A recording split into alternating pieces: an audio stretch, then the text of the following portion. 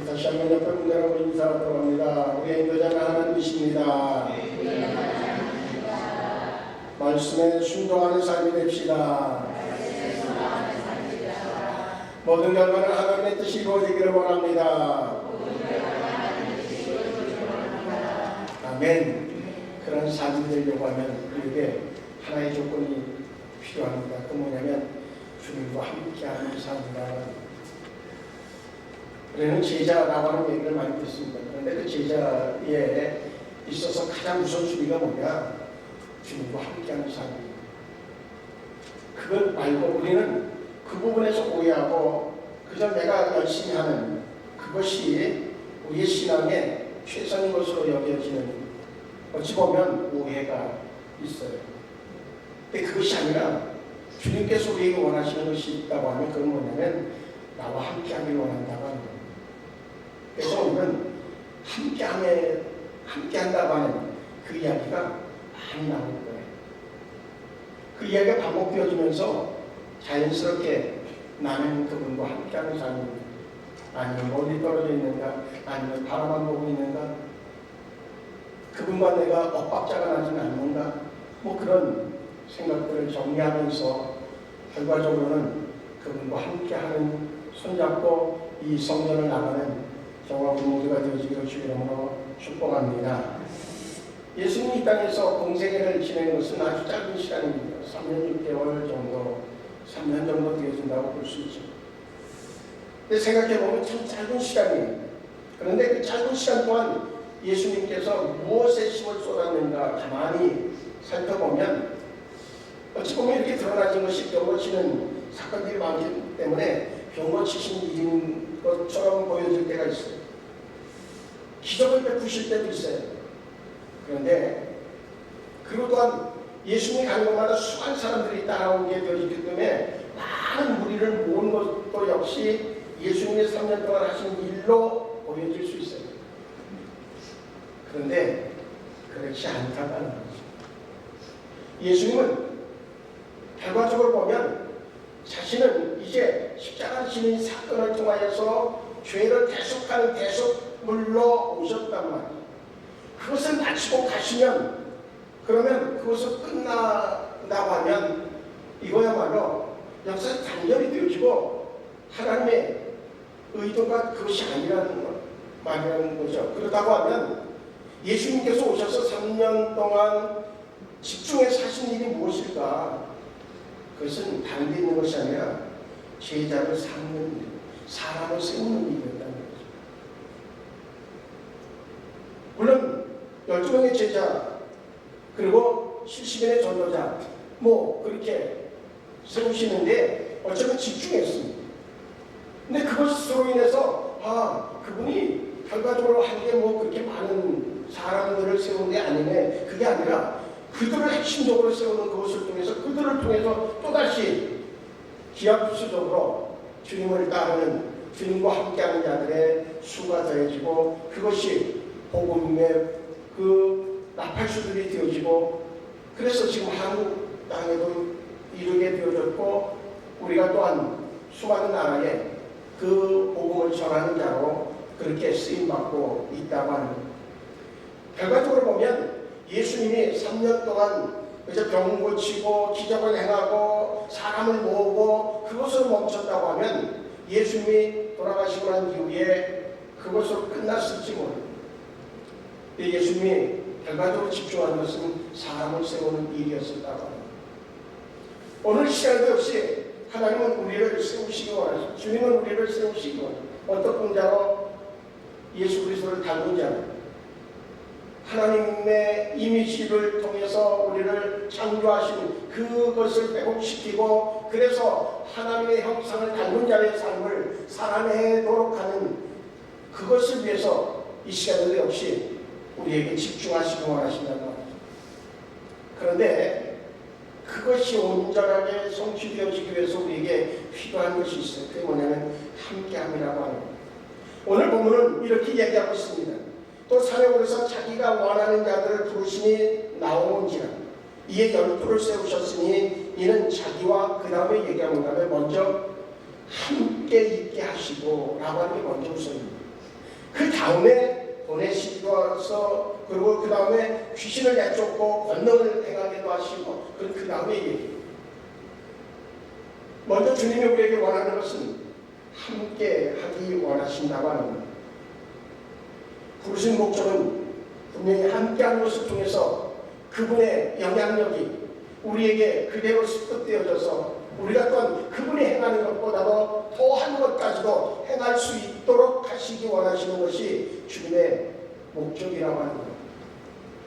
오늘 시간에도 우리에게 원하는 것은 난 너와 함께하기 원한다고 하는 겁니다. 그리고 너는 나보다 더한 것까지라도 행할 수 있는 그런 하나님의 능력이 임하는 존재가 되어지기를 원하신다고 말씀하시는 줄로 분명히 믿습니다. 그런데 많은 사람들이 이제 신앙생활을 하면서 동일한 고백을 할 때가 많이 있습니다. 신앙생활을 하는데 기쁨이 없고 기도를 하는데 하나님이 멀게 느껴지고 뭔가 나름대로 열심히 사역을 한다고 하는데 마음은 여전히 공허하고 그렇다는 거죠. 왜 그럴까? 왜 그런 현상이 나올까? 다른 데 있는 것이 아니라 우리는 예수를 위해 살고는 있지만 예수님과 함께 살지는 못하기 때문이다. 예수님을 위해서는 살아요. 그런데 문제는 뭐냐면 그분과 함께 살지 않기 때문에 그러한 어떤 기쁨이 사라지고 하나님이 멀리 느껴지고 마음이 공허해지는 그러한 현상이 자연스럽게 와질 수밖에 없다고 하는 겁니다. 그래서 다시 오늘 본문의 말씀으로 돌아가면 예수님이 12를 불러 세우시고 그리고 먼저 그들에게 원하는 것이 있었습니다. 함께 있기를 원하셨다고 합니다. 그래서 그 예수님이 계시는 동안은 그 12제자들과 함께 먹고 자고 또 그 풍랑을 만났을 때도 그 배에서 제자들이 평가는 누가 봐도 실패잖아요. 그렇게 예수님을 따르는데 그렇게 많은 능력을 보기도 하고 그렇게 수많은 말씀을 듣기도 했는데 그런데 풍랑을 이룰 때에 주님 앞에 같이 서 주님을 미리 깨우든지 어쨌든 간에 믿음으로 선포하든지 그래야 되는데 두려워 떠오는 자가 되어졌어요. 그런데 그 자리에도 예수님이 함께 하셨다는 거예요.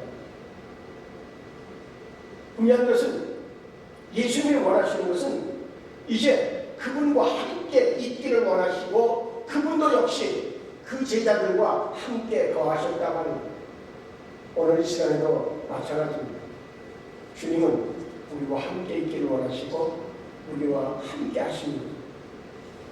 문제는 뭔가 하면 함께 있다고 하는 게 공간의 의미를 둔다고 하면 그것 때문에 우리가 오해하고 실패하는 거예요. 함께 있기 때문에 그냥 같은 공간에 있으면 함께 있는 것으로 여겨지는 부부 사이도 마찬가지거든요. 같은 공간에 있기 때문에 함께 있다고 생각하는 그것이 오해를 불러일으키게 되어지고 싸울 때에 마지막에 보면 내가 함께 하지 않았느냐 그렇게 얘기하죠. 그러면 상대편에서 뭐라 그래? 그래 공간에 같이 있어서 같은 집에 있었어. 그런데 당신이 나에 대해서 아는 게 뭐가 있어? 얼마나 있어? 내가 지금 뭐를 원하는지 알고 있어? 내가 무엇을 먹고 싶었는지 알고 있어? 내가 어디가 아픈지 알고 있어? 대답을 못하는 거지. 그런데 함께 있는 거야? 라고 하면 할 말이 없는데 할 말이 없는 게 아니라 화부터 내는 거지. 무슨 얘기야? 뭘 더 원하는 거야? 함께 있다고 하는 개념을 우리는 다시 좀 돌아볼 필요가 있다고 합니다. 주님께서 원하시는 것은 그죠? 교회를 예수를 믿기 시작해서 교회를 다니고 그러니까 무슨 일도 하고 무슨 일도 하고 그러면 하나님이 기뻐하실 것이다 또 여겨지어서 그렇게 하지만 주님은 그거 아니라고 얘기해요. 나와 함께 한다고 하는 것은 충분하게 나에 대해서 이해하고 내가 무엇을 원하는지를 그리고 내가 또한 정말로 내가 이해해서 행할 때마다 그러니까 내가 아는 만큼 행하는 것이 아니라 그때도 역시 내가 너와 함께 그 일을 행하고 있다고 하는 사실을 인식하고 그리고 함께 그 일을 감당하기를 원하신다고 말씀하는 거예요. 우리는 때때로 그런 얘기를 한다면 썬데이 크리스천 그러면 예배 시간에서만 그리스도인이라고 하는 거예요. 예배실을 벗어나면 주님과 상관없이 살아가는 삶이라고 하면 함께 한다고 얘기할 수가 없다는 거죠. 주님이 원하시는 것은 내가 어느 곳에, 네가 어느 곳에 있든 간에 내가 너하고 함께 하고 싶다. 함께 하고 싶다고 하는 얘기는 그냥 거하고 그냥 같이 그냥 서 있기를 원하는 게 아니라 공유하기를 원한다는 거죠. 공유하기를 원한다. 무엇을 결정할 때도 역시 공유하기를 원하는 거예요. 우리는 그렇게 묻느냐는 거예요. 주님, 이건 어떻게 결정해야 돼요? 하루를 시작하면서도 주님, 오늘 하루의 일정이 이러이러한데 주님 함께 하시죠. 매 순간마다 내가 말하는 것, 행동하는 것, 선택하는 것, 그 모든 것들 속에 주님의 생각이 함께하기를 원합니다. 그렇게 출발하고 있느냐라고 하는 거죠. 예수님께서는 절대적으로요, 나를 도와라, 일 좀 해라, 사역자가 되라, 그렇게 얘기하지 않아요. 그분은 먼저 이 얘기부터 해요. 나와 함께 있으라. 나와 함께 있으라. 제자가 되어졌다고 하는 것은요, 어떤 사역을 맡아서 감당한다고 하는 얘기가 아니라 그 이전에 관계가 먼저예요. 신앙의 시작은 일이 아니라 주님과 동행함이 먼저라고 합니다. 이게 먼저 되어지지 않으니까 우리는 열심히 했는데 탈진되어지고 오히려 사람에 대한 원망이 나와지게 되어지고 하나님이 멀리 가 계신 것 같고 안 계신 것 같고 그런 상황이 될 수밖에 없다고 하는 거죠. 그래서 먼저 일하게 하심이 아니라 먼저 함께 있게 하심, 그것이 바로 예수님이 우리를 부르시고 우리를 향하여서 원하시는 주님의 뜻이라고 하는 사실입니다. 그래서 제자의 시작은 사역이 아니라 관계라고 하는 것을 먼저 지금 마음에 새겨둘 필요가 있습니다. 그래서 제자는 누구냐? 예수님 곁에 머무는 사람, 예수님의 삶을 가까이서 보고 배우는 사람, 그리고 신앙은 정보가 아니라 그분과 함께하는, 동행하는 것, 그것으로부터 출발되어진다고 하는 사실을 인식한 사람이 바로 제자라고 합니다. 근데 우리가 오해하고 있는 부분에 대해서 앞부분에서도 말씀드렸는데 많은 사람들이 생각하기를 이렇게 생각해요. 열심히 봉사하면 주님이 기뻐하실 거예요. 그럴 수 있죠. 그렇죠? 많이 기도하면 주님과 가까워질 것이에요. 틀린 얘기 아니에요. 근데 문제는 순서가 바뀌었다는 거죠. 함께함이 없는 봉사는 의무가 되어져서 짐이 되어져요. 함께함이 없는 헌신은 탈진되어질 수밖에 없다는 거예요. 그래서 교회 안에서 이런 성도들이 생겨지는 거예요. 오래 다녔지만 웃음이 없고 말씀은 잘 아는 것처럼 보여지지만 여유가 없고 바쁘지만 주님을 멀리 느끼는 그런 성도들이 생겨질 수밖에 없다는 거예요. 그건 신앙이 약해서가 아니에요. 주님과 동행함이 사라졌기 때문에, 주님과 함께함이 사라졌기 때문에 나타나지는 현상이라고 합니다. 그러면 예수님과 함께함이라고 하는 것은 무엇을 의미하는가? 그것은 예배 시간만 주님을 만나는 것이 아니라고 합니다. 예수님과 함께한다고 하는 것은 하루를 시작할 때에 주님을 의식하고 결정 앞에서 주님의 그런 마음을 묻고, 그리고 혼자 있을 때에도 주님을 기억하고, 그리고 주님이 인생의 동반자로 여겨지는 그것이 바로 주님과 함께하는 삶이라고 하는 의미를 이야기해 주는 것입니다. 그래서 우리가 주님과 함께하는 삶이라고 하는 것들은 단순히 종교적 행위를 의미한 것이 아니라 삶의 방향을 의미한다고 하는 얘기를 제가 수없이 했을 거예요. 종교적 행위가 주님과 함께하는 것이고 신앙생활을 한다고 하는 의미가 아니라 삶의 방향을 결정을 하는 것이 바로 주님과 함께하는 신앙의 생활이라고 하는 사실을 우리는 생각해 봐야 되겠다. 이런 물음이 자연스럽게 나올 수 있습니다. 나의 하루의 삶 속에 주님은 얼마나 나의 삶에 간섭하시고 간섭하는 것이 아니라 그분과 의논하고 그래서 내 마음속에 예수 이름이 얼마나 불려지고 있는가 하는 겁니다. 우리에게 그 물음이 우리에게 필요해요. 그래서 다시 반복하지만 예수님과 함께 있다고 하는 것은 같은 공간이 아니라 같은 삶이라고 합니다. 같은 삶. 교회 자주 나오고 예배 자리에 있고 말씀을 듣고 성경을 읽고 뭐 그것은 아주 중요한 모습이에요. 그런데 그것이 삶이 되어지지 않는다고 하면 주님과 함께하는 삶이라고 자신 있게 이야기할 수 없다는 거죠. 나의 삶의 모든 행실을 그 말씀이 나를 통제하고 있다고 하면 틀림없이 예수님과 함께하는 삶이라고 자신 있게 이야기할 수 있을 겁니다. 그래서 예수님과 함께하는 것은 말이 아니라 행동보다 관계라고 합니다. 그런가 얼마나 정말 깊은 친밀한 관계가 되어져 있는가 그것이 필요하다고 하는 겁니다. 그래서 이 시간에 우리가 생각을 멈춰 세우고 이런 물음을 해보자는 겁니다.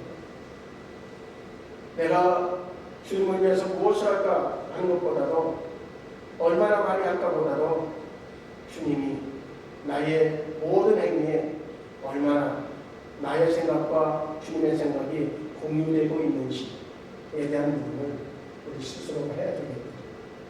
마리아와 마르다의 사건에서도 우리는 그 의미를 깨달아 알 수 있습니다. 마르다는 자기에게 정말 생각 속에서 내가 예수님을 위해서 뭘 해주면은 나 정말 그 많은 음식을 만들고 그럼 맛있게 하고 그러면 예수님이 좋아하실 거야 라고 하는 틀리지 않아요. 틀리지 않는단 말이죠. 하다 보니까 지치는 거죠. 그래서 예수님 앞에 가서 얘기해요. 예수님, 내가 지금 이렇게 바쁜데 저 동생은 주님 앞에 앉아가지고서 말씀만 듣고 있고 그런데 좀 저 동생에게 얘기해서 나 좀 도와주라고 하십시오. 그랬더니 예수님이 하신 얘기가 저는 마리아가 좋은 것을 선택했는데 그 생각을 바꾸겠느냐. 마리아가 생각할 때 섭섭할 수 있어요. 아니 예수님이 뭐 저래? 근데 예수님이 원하는 거는 만약에 네가 나와 함께하고 내 생각의 의미를 안다고 하면 너는 지금 나한테 와서 불평하고 짜증내지 않을 거라는 거죠. 얼마나 하느냐보다는 하나를 하더라도 내가 내 생각하고 네 생각이 같고 그리고 정말 내 마음에 기쁨이 있는 그러한 헌신을 나는 원한다. 그렇게 예수님이 말씀하시고 있습니다. 마리아는 그 어느 것보다도 주님이 어떤 생각을 가지고 있고 무엇을 해야 좋아하실지를 먼저 아는 것을 우선시했어요. 마리아가 잘못했다고 하는 얘기보다는 순서가 바뀌었기 때문에 결과가 달라지고 있다고 하는 것을 우리는 생각해 봐야 되겠다는 겁니다. 그래서 이제 우리는 예수님과 함께 하기 위해서 우리의 모습 속에서 그 어느 것보다도 때로는 그런 것도 필요합니다.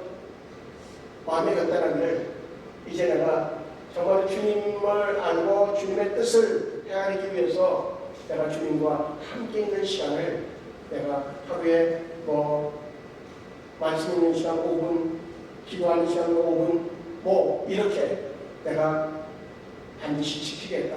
그런 결단도 필요해요. 왜? 그것을 통해서 그분과 함께하는 시간들이 자꾸 기쁨이 되어지고 그러면 더 늘어나게 되어지고 그렇기 때문에 우리에게는 이제 그러면서 자연스럽게 예수님과 함께 한다고 하는 그 결과가 뭐냐?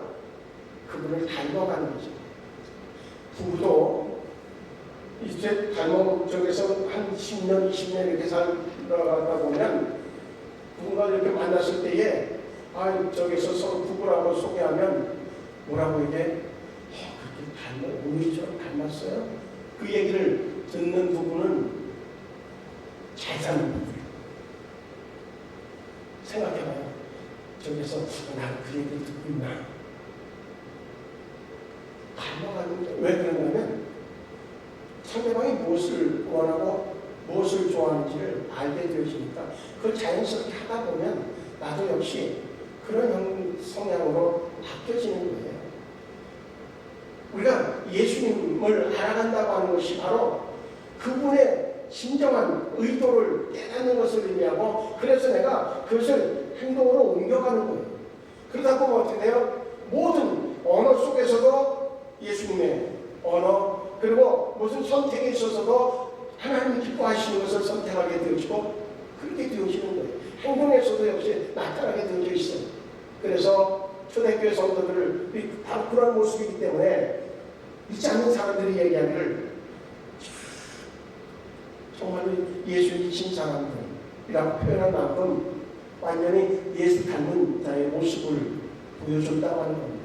그 영향력이 수많은 영혼들을 주님 앞으로 오게 하는 결정적인 이유가 되어졌던 것을 우리는 생각한다고 하면 현대사회에 지금 그리스도인들에 대한 어떤 보이지 않는 비난이 수없이 많은 이 시대에 그들에 대한 판단과 비판보다는 왜 그러냐고 항의보다는 우리가 진정으로 예수님과 함께하는 삶을 살았는가. 그럼에도 불구하고 뭔가 그런 비난이 온다고 하는 것은 핍박이에요. 그런데 그렇지 않기 때문에 와주는 이야기라고 하면 당연한 것일 수 있어요. 그들에 대해서 뭐라고 욕할 이유가 하나도 없어요. 그래도 너보다 나라고 이야기하기는 좀 쑥스러운 거예요. 우리 그리스도인들은 핍박은 받을지언정 비난을 받으면 안 돼요. 그러게 되기 위해서 어떻게 해야 된다고요? 함께하는 자가 돼요. 그래서 예수와 함께한다고 하는 것은 예수를 삶의 중심에 모시고 그분의 임재 안에 머물며 그분을 닮아가는 삶의 형태를 상태를 가리켜서 예수님과 함께한다고 하는 의미로 해석해야 맞다는 겁니다. 그런데 이렇게 예수님과 함께하는 것에 방해가 되어지는 요소는 뭘까? 죄일까? 아니. 코스그로모라고 하는 목사님은 뭐라고 얘기하냐면 죄 때문에 예수님과 함께하는 것이 방해되는 것이 아니라는 거예요. 그분은 뭐라고 얘기하냐면 현대인의 가장 큰 영적 적은 죄가 아니라 분주함이다. 그렇게 분주함. 죄는 회개하게 만들지만 분주함은 하나님을 잊게 만들기 때문이라는 거예요. 그렇죠. 죄는 회개할 수 있도록 해요. 그런데 분주하다고 하는 것은 하나님을 잊게 만드는 것이라고 하는 거죠. 바쁘기 때문에 기도 못하고 바쁘기 때문에 주님을 생각할 시간이 없고 그러다 보면 자연스럽게 하나님을 잊어버리게 되어지는 상황에까지 이를 수밖에 없다고 하는 거죠. 이제 우리는 그런 상황이 되어졌으면 회복이 필요합니다. 진정한 회복이 필요하다는 거죠. 우리의 마음속에 정말 기도가 의무가 되어지고 말씀이 마음에 멈추지 않고 예수님보다 일과 사역이 앞서고 그리고 정죄가 많아지고 혼자 버티려고 애를 쓰는 그런 모습이 자기에게 있다고 하면 어떤 신호가 하면 하나님 주님과 나와의 관계가 깨어졌다고 하는 신호로 알아들으면 정확하다고 합니다. 기도가 의무가 되어지면 말씀이 마음에 머무르지 않고 스쳐 지나가는 예수님보다 일과 사역에 앞서는 누군가에 대해서 정죄하는 것이 많아지면 그리고 혼자 버티려고 하면 이미 하나님과 주님과 관계가 멀어진 깨어진 관계라고 하는 사실에 대한 그러한 시그널이라고 하는 사실을 우리가 생각해 봐야 되겠다는 겁니다. 그럴 때 우리는요, 무슨 생각을 하면 더 열심히 하면 뭐 될 것 같잖아요. 근데 더 열심히 하는 것 갖고 되어지지 않는다고 하는 것을 우리는 알아야 돼요. 더 열심히 하는 것 갖고 되지 않아요. 관계 회복을 해야지. 주님과 나와의 관계가 회복되어져야만이 분명히 그 모든 것들이 사라질 수 있다고 하는 겁니다. 그런 감정적인 것들, 그 모든 것들이 사라지게 되어져 있다고 하는 겁니다. 그래서 우리는 하나님 앞에 정말 다시 한번 그 관계의 문제가 어떻게 되어져 있는가 하는 것들을 좀 생각해 봐야 되고, 그것을 도울 수 있는 어떤 훈련의 방법이 있다고 하면 하루에 첫 시간을 주님 앞에 드리는 훈련입니다. 새벽에 교회 나오라고 하는 얘기가 아니라 그럼 너무나 힘들잖아요. 힘들잖아요. 그게 아니라 일어나서 처음에 가는 생각을 주님을 생각하고 주님에게 하루를 맡기고, 그리고 때로는 묻기도 하고, 뭔가 중요한 결정을 해야 될 때는 먼저 그것을 위해서 묻고, 그리고 그때에 그 자리에 있을 때에 하나님이 나의 생각을 주관해 달라고 맡기고 위임하고, 그러한 하루의 첫 자리를 주님께 드리는 훈련이 우리에게 필요하다고 합니다. 요즘에는 참 좋잖아요. 이거 있으니까 하루에 그저 그 시간 한 5분 안에 쭉 살펴보면 뭔가 내 마음속에 제시되어지는 것이 있으니까 좋잖아요. 그리고 또한 매일 묵상 자료를 읽어드리니까 그거는 한 5분 정도로 다 읽을 수 있잖아요. 읽으면서 깨달은 말을 정리하고, 그러면서 주님, 그리고 잠시 부르면, 주님의 이름을 부르면 때로는 내 마음속에 던져지는 주님의 음성이 있기도 하다는 거지. 그래서 될 수 있는 대로 그럼 감사의 기도 제목을 드리고, 어쨌든 2개를 매일 올려드리는데 요즘엔 이게 있어서 3개가 되잖아요. 그러니까 얼마든지 하루의 첫 시간을, 첫 자리를 주님에게 드리는 훈련이 되어질 수 있다는 겁니다. 그리고 선택의 자리에서는 반드시 우리가 물어야 되는 것이 있습니다. 그건 뭐냐면 주님이라고 하는 결정 동행 훈련이라고 그것을 이야기해요. 하루의 첫 자리를 주님께 드리는 것은 하루의 주도권 훈련이라고 얘기합니다. 하루의 주도권을 주님에게 드리고, 결정해야 될 때는 분명히 주님이라고 하면 어떻게 하실까라고 하는 것을 물어야 된다고 하는 거죠. 그리고 매 순간마다 하루 중에 잠시 멍한 시간이 아니라 잠시 주님을 의식하는 멈춤의 훈련이 필요하다고 합니다. 순간순간마다 주님이 나와 함께하고 계신지 임재를 의식하는 훈련이 우리에게 큰 도움이 되어줄 수 있다고 합니다. 오전에 잠시, 오후에 잠시, 잠들기 전에 잠시 짧게 주님, 지금도 제 곁에 계시면 믿습니다. 오전에도 한번 그렇게 고백하는데, 주님, 지금도 제 곁에 계시면 믿습니다. 제 안에 계시면 믿습니다. 오후에도 잠시, 주님, 지금도 주님께서 내 곁에 내 안에 거하시면 믿습니다. 잠들기 전에도 주님, 이 밤에 내가 잠든다고 할지라도 내 안에 주님 계셔서 나와 함께 하시길 내가 믿습니다. 임재를 의식하는 훈련을 필요로 한다고 하는 거죠.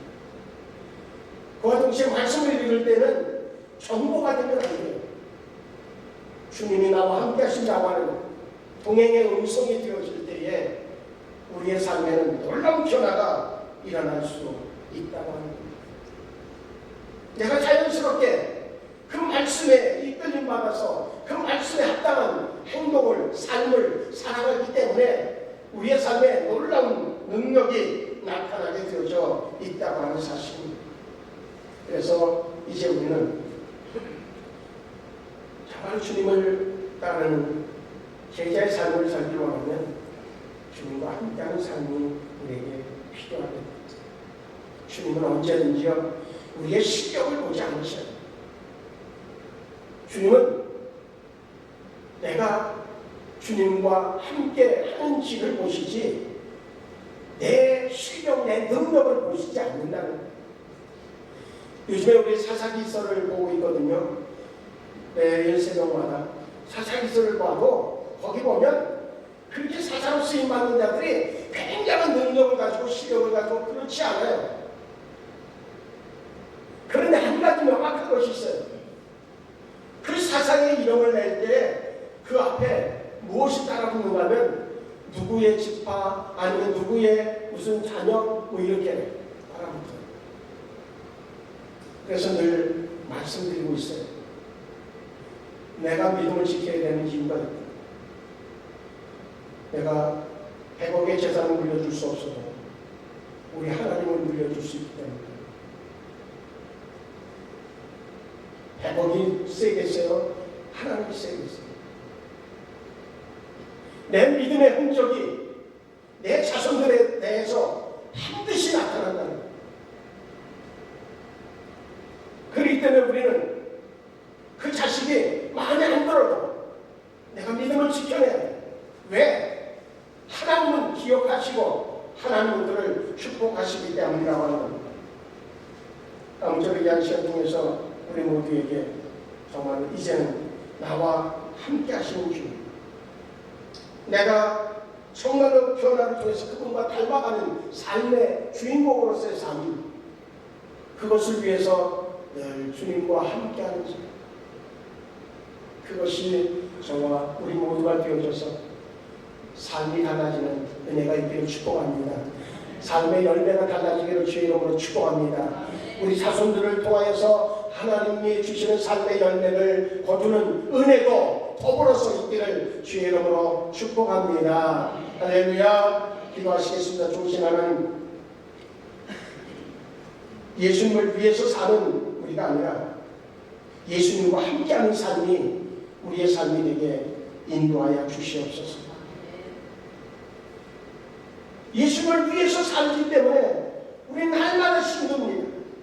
이렇게 했는데도 또 부족하다고 하고 저래도 또 부족하다고 하고, 그리고 스스로가 만족이 없고, 그렇게 20년 30년 신앙생활하다가 지쳐있어서 주님을 떠나는 이들도 너무나 많이 있습니다. 그들은 이야기합니다. 내가 얼만큼 했는데. 주님께서는 그들을 향해서 이야기합니다. 네가 얼만큼 했는지는 나는 모르겠지만 너는 나와 함께 하지 마라. 나를 위해서 뭔가를 한다고 했지만 그러나 내가 원하는 것을 하지는 못했다. 우리도 동일한 책망의 사람이 아니라 너는 나와 함께 해서 내가 언제나 너와 함께 했기 때문에 네가 한 모든 것들이 바로 내가 한 것이 되어져서 나는 언제나 기쁘다고 말씀하시는 주님의 음성이 우리에게 들려지는 음성 되게 하여 주시옵소서. 예수님의 이름으로 기도하옵나이다.